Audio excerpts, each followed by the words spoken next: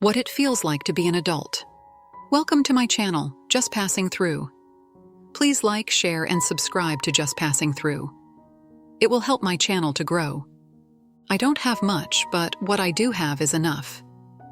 It wasn't always that way. Years were spent trying to become the epitome of success. Add beauty and charm to that, and eventually, I fell apart, trying to be something that did not suit me. The standards I held for myself were high and hard to reach.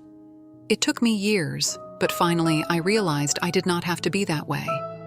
That might have been one of those high points of my life when I decided that enough was fine. Now, I'm an older person. I am retired and spend my days writing.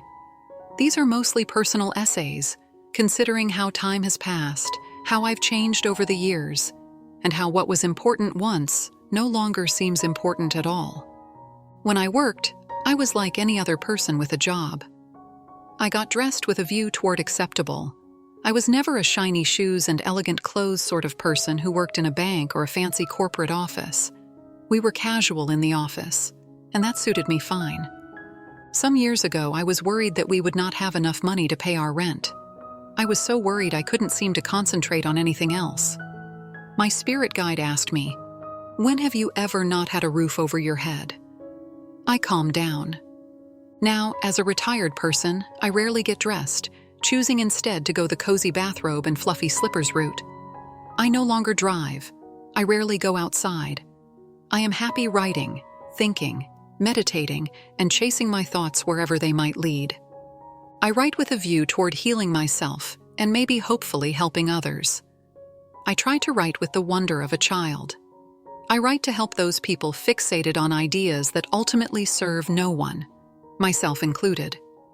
The saying that comes to mind for me often is, "Life is too short. Just enjoy yourself." I like that. I can't say I don't worry about anything because bad or unsettling stuff happens. It's like I am an inveterate couch potato who is most comfortable on the couch but tries their hardest to be a productive person. It's a sort of push-me-pull-me situation.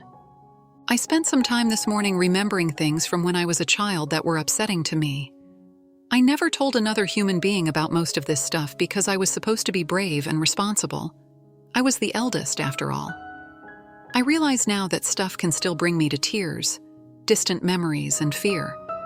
This is 60 years later, and I'm still not over it. That, folks, is why therapy is so good. I remember a friend of mine who was a psychotherapist told me to imagine that I was a little kid again. He told me to, in my imagination, climb on top of a table with a plastic baseball bat.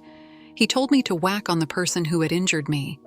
Instead, I wailed away and whacked on the table. It did help me to do that. It was a way for a little kid to stand up for themselves. So yeah, those memories will never go away.